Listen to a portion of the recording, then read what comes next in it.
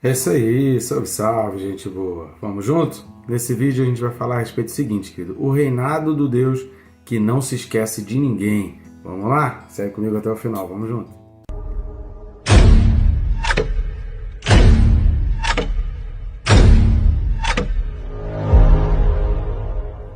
Só que antes não esquece, né, querido? Se inscreve aí no canal, clica no sininho.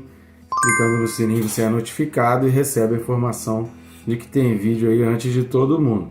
Não perca, querido, cada vídeo. A gente tem o propósito de colocar aqui para abençoar vidas.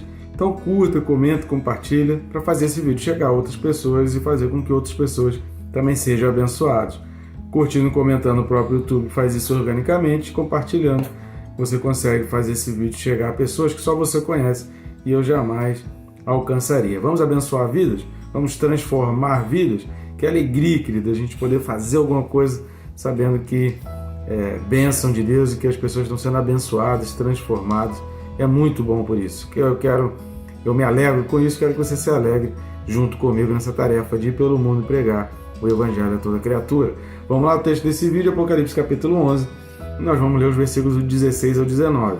Apocalipse 11, do 16 ao 19, diz assim: E os 24 anciãos que se encontram sentados no seu trono diante de Deus prostraram-se sobre o seu rosto e adoraram a Deus, dizendo: Graças te damos, Senhor Deus Todo-Poderoso, que és e que eras, porque assumiste o teu grande poder e passaste a reinar. Na verdade, as nações se enfureceram. Chegou, porém, a tua ira e o tempo determinado para serem julgados os mortos, para se dar o galardão aos teus servos, os profetas, aos santos e aos que temem o teu nome, tanto aos pequenos como aos grandes, e para destruíres os que destroem a terra. Abriu-se então o santuário de Deus, que se acha no céu, e foi vista a arca da aliança no seu santuário, e sobrevieram relâmpagos, vozes, trovões, terremoto e grande saraivada. Amém, querido? Então aqui é um relato, um cântico dos 24 anciãos que trazem verdades profundas aqui. É muita coisa, querido, que está entrelaçada aqui, muito texto bíblico, por isso eu vou pedir a sua atenção aí especial para você anotar e ler. A gente não vai ler todos os textos bíblicos, mas a gente vai citar bastante aqui. Então eu vou te avisar aí para você pausar o vídeo, vai estar escrito aí na tela, mas anota e lê esses textos para você entender melhor sobre isso. A respeito dos 24 anciãos, assista o vídeo que está aí no capítulo 4, dentro do versículo 4. Então pega lá o vídeo que tem esse versículo 4 na explicação, que a gente fala dos 24 anciãos. O cântico deles é, primeiro, um agradecimento, palavra de gratidão a Deus, porque há uma espera. As pessoas estavam aguardando ansiosamente por algo que viria a acontecer, como a gente falou aí no vídeo anterior. Se você não assistiu, assista também o anterior para você entender sobre essa expectativa que a gente falou no vídeo anterior. E essa expectativa gera essa gratidão diante de que Deus está realizando coisa, fazendo coisa. Graças te damos, Senhor Deus Todo-Poderoso. Aqui é aquela expressão lá de Abraão, extraindo, puxando, ou seja, é o mesmo Deus de Abraão. Então aqui é uma ligação que esse Deus aqui do final dos tempos é o mesmo Deus do início dos tempos. Então Deus não mudou, Deus é o mesmo, não é outro Deus. Por mais problemas que o povo de Israel tenha enfrentado, guerras que o povo de Israel tenha perdido, templo destruído, a Arca da Aliança que desapareceu hoje, não se sabe, há vários rumores de que já tem essa arca aí, mas ela vai aparecer, como a gente viu aqui, e está relatado aí no versículo 19, será vista essa Arca da Aliança. Ela não foi destruída, ela está em algum lugar ainda guardada e vai ser revelada no tempo oportuno. E o que a gente vai ver aqui exatamente que é o mesmo Deus e que Deus não perdeu a guerra final, embora alguns tenham julgado demorado e alguns tenham questionado a respeito desse Deus, mas ele é o Deus que governa a história, como a gente falou no primeiro vídeo. Assista o primeiro vídeo aqui do estudo de Apocalipse, que a gente fala a respeito disso, o Deus que governa a história. Todo-Poderoso, aquele que és e que era. Repare que agora a expressão já não é mais o há de vir, é apenas aquele que és e que era. Por quê? Porque ele já não há mais de vir, ele está vindo. Então aqui já há um anúncio, já há uma preparação para a vinda dele. Embora alguns acontecimentos, é por isso que algumas pessoas acham que o que vem do 12 ao 19 é uma repetição daquilo que aconteceu do 4 ao 11, visto por um outro ângulo, com alguns detalhes adicionais a mais. Eu não acredito muito nisso, porque não são apenas detalhes adicionais, são fatos novos que estão sendo inseridos ali. Agora, no céu já há um decreto. Hoje aqui, ao você assistir esse vídeo, você pode ter a plena compreensão e convicção de que há um decreto de Deus para esse governo de Jesus Cristo e o fim de tudo aquilo que é ligado ao anticristo. Porque o objetivo dele, algumas pessoas perguntam assim, Deus criou o mal? Era o objetivo de Deus criar o mal? Primeiro a gente precisa entender que o mal, ele não é um sentimento, ele não é uma coisa. Existe o bem, Deus deu ordens, Deus deu princípio, Deus deu leis. Ao fazer tudo que é contrário às ordenanças de Deus, ao descumprir os mandamentos de Deus, ao fazer exatamente o oposto da vontade de Deus, o nome disso que a gente chama é mal.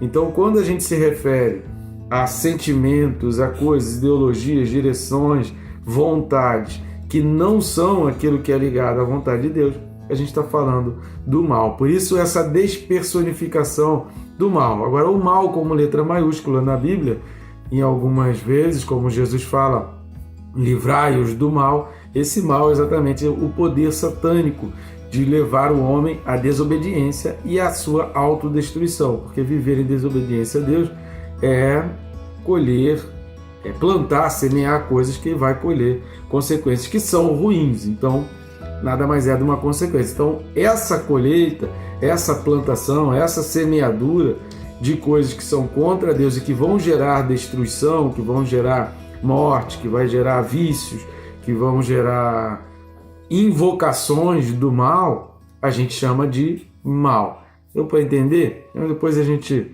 explica melhor sobre isso. Mas aqui está falando aquele que és e que era, não mais fala o hás de vir, como Apocalipse 16:5 também já não fala mais, porque aqui já é a vinda. A gente está falando da segunda vinda de Jesus Cristo, porque assumiste o teu grande poder e passaste a reinar. Ou seja, o reinado dele já está sendo implementado e o diabo então fica enfurecido, e aí vem toda aquela cena que a gente vai ver aí no capítulo 12. Na verdade, as nações se enfureceram, chegou porém a tua ira e o tempo determinado para serem julgados os mortos. A gente falou mais detalhadamente sobre isso no vídeo anterior. Assista o vídeo anterior que a gente comenta mais sobre essa questão da fúria, ou seja, a festa no céu, a alegria no céu, a glória no céu, quando se fala da vinda de Cristo, do reinado de Cristo. Mas para aqueles que não estão em Cristo, isso gera uma fúria, isso gera um ódio, isso gera um ataque gratuito contra tudo que se levanta e que pode se chamar de Deus ou de culto a Deus. Lembrando, repetindo, a gente já falou em vários vídeos, mas nunca é demais repetir. Imoralidades sexuais, idolatria, e aqui quando a gente fala de idolatria, a gente está falando de ser dominado pelo dinheiro, a gente está falando de diversas coisas que a gente falou no vídeo passado aí, e outros detalhes são cultos. Então, a imoralidade, práticas sexuais ilícitas, idolatrias diversas, qualquer coisa que ocupe o lugar de Deus na nossa vida, isso tudo é culto, tá? Então, isso tudo está se falando de culto. Então, está se cultuando quem? Se não é Deus, está cultuando a Satanás. Então, como Jesus falou, não tem como servir a dois senhores.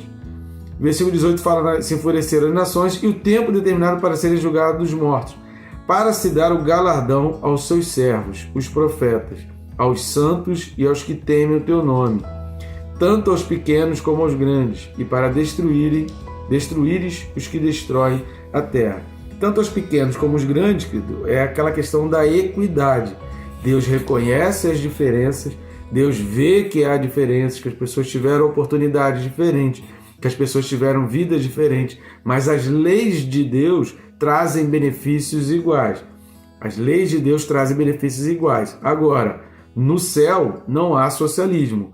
O galardão será de acordo com as suas recompensas. Apocalipse, anota aí, Apocalipse 22:12 e também Romanos 2, versículo 6, vão falar que a recompensa será conforme as ações, conforme o que cada um fez. Então, haverão recompensas diferentes, haverão recompensas diferenciadas. O que vai ser considerado? A noção humana do que é grande e pequeno, a noção humana de quem é bom, de quem é ruim, talvez muitas senhorinhas idosas que nunca tiveram seus nomes arrolados aí nas grandes mídias, em todos os marketings que foi falado, talvez muitas senhorinhas idosas dessas recebam galardões muito grandes do que pessoas que aqui na Terra se achavam poderosas, se achavam bons demais e não receberão galardões tão grandes assim. Por quê? A recompensa vai ser de acordo com as obras. De que obras? As obras diante de Deus. O coração contrito, o coração arrependido, como fala Davi fala no Salmo 51. Tudo isso vai gerar uma recompensa, tudo isso vai trazer um retorno grande, tudo isso vai fazer com que a pessoa receba galardão. Então os galardões serão diferenciados. A consideração é que não são nos padrões dos méritos humanos, é nos padrões divinos. Está relacionado à santidade, vida de oração, o que fez para Deus. Não é o quanto você foi parecido com fulano ou com Beltrano, é o quanto você cumpriu o propósito de Deus na tua vida, quanto você falou de Jesus, quantas pessoas você ganhou para Jesus, quantas pessoas você tirou, como diz lá em Ezequiel capítulo 3, se você pregou a palavra e aquele que era ímpio se desviou do seu mau caminho e aceitou a palavra de Deus, então haverá um galardão especial de atalaia. Então, a atalaia tem seu galardão. Então, todas essas coisas serão levadas em conta, não o dinheiro, a fama, não a riqueza, não o quanto você trabalhou, não o quanto você acordou cedo para trabalhar e para ganhar dinheiro para sustentar a tua família. Isso não vai ser levado em conta, mas vai ser levado em conta as tuas obras e aquilo que você fez para Deus. E um salmo que eu gosto demais, é um dos salmos que me fez ficar apaixonado por missões e fazer missões e ser um missionário hoje, como eu já fui em outra época da minha vida e voltei a ser, é o Salmo 2. O Salmo 2 eu vou ler aqui e diz assim, olha: porque se enfurecem os gentios e os povos imaginam coisas vãs. Os reis da terra se levantam, os príncipes conspiram contra o Senhor e contra o seu ungido, dizendo: rompamos os seus laços e sacudamos de nós as suas algemas. Exatamente como está sendo gerada essa expectativa do mundo em relação à volta de Jesus Cristo. Essa fúria, o povo está revoltado com relação a isso. Ri-se aquele que habita nos céus, o Senhor zomba deles, zomba dessas pessoas que zombam de Deus. Na sua ira, a seu tempo, olha que há um tempo determinado. Então, a injustiça não vai durar para sempre. Deus está determinando o tempo. Essa hora vai chegar. A seu tempo lhes há de falar, e no seu furor os confundirá. Eu, porém, constituí o meu rei sobre o meu santo monte Sião. Proclamarei o decreto do Senhor. Ele me disse: tu és o meu filho, eu hoje te gerei. Nós somos filhos, está falando aqui, apontando para Jesus Cristo, mas que habita em nós e que traz em nós esse sentido de filiação. Quando a gente perde o conceito de que nós somos filhos, essa identidade de filho, a gente começa a viver como um bastardo, começa a gerar revoltas e revoluções dentro de nós. Pede-me e eu te darei as nações por herança e as extremidades da terra por tua possessão. Você tem trabalhado para ganhar as nações da terra para Cristo? O quanto você tem contribuído? O quanto você tem feito com a obra de Deus? É muito fácil ficar falando de social, ficar falando de ajuda ao outro, mas a gente não tirar nenhum centavo para ajudar o próximo, a gente não tirar nenhum centavo do nosso bolso, do nosso dinheiro. Davi, ele falou assim: eu não quero oferecer para Deus sacrifício que não me custe nada. Será que a gente só está dando para a obra de Deus o que sobra? Qual é o nosso esforço para que a palavra de Deus se espalhe pela terra? O quanto a gente tem se esforçado para que a palavra de Deus alcance toda a terra? Qual a nossa contribuição para isso? Nós seremos recompensados por isso. Versículo 9 do Salmo 2 diz: com vara de ferro as regerás e as despedaçarás como um vaso de oleiro. Agora, pois, ó reis, sede prudentes, deixai-vos advertir juízes da terra, servi ao Senhor com temor e alegrai-vos nele com tremor. Beijai o filho, para que se não irrite e não pereçais no caminho, porque dentro em pouco se lhe inflamará a ira. Bem-aventurados todos que nele se refugiam. Beijai o filho aqui é esse ato de submissão, tá? de rendição. O quanto nós estamos sendo submissos a Deus, o quanto nós estamos sendo entregues a Deus, o quanto nós sacrificamos as nossas vontades para fazer a vontade de Deus. Mateus capítulo 6, na oração que Jesus ensinou, ele vai falar isso: Senhor, que seja feita a tua vontade, assim na terra como no céu. é o que vai falar os versículos 19 aí de Apocalipse, voltando lá para Apocalipse 11, o santuário de Deus, ou seja, aquele santuário implementado no céu que vem à terra e que aconteça aqui na terra, que se realize. Sobre galardão, sobre recompensa, anota aí.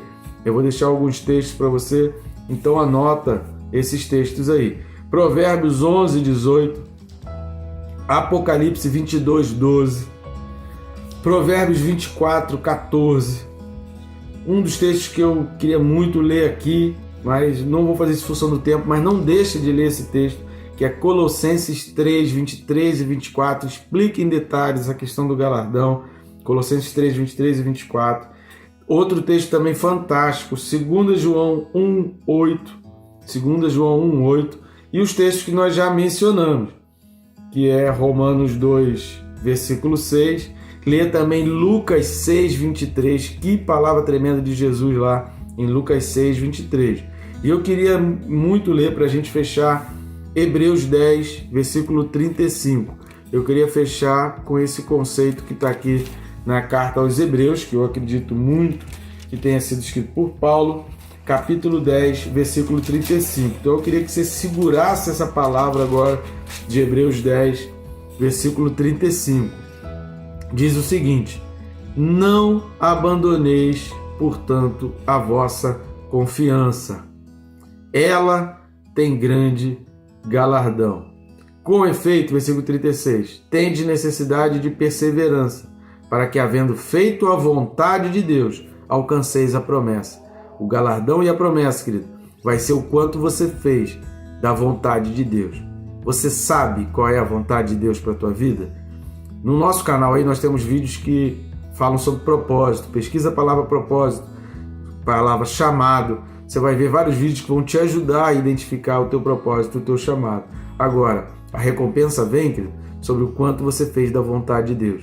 Deus não está falando para você parar de trabalhar, para você parar de cuidar da família, para você parar de cuidar da casa, para você não estudar, para você não fazer curso. Deus não está falando nada disso, para você não ter bem. Não é isso que Deus está falando. Mas o quanto que trabalhando, estudando, se deslocando, cuidando da família, cuidando de casa, você cumpriu da vontade de Deus.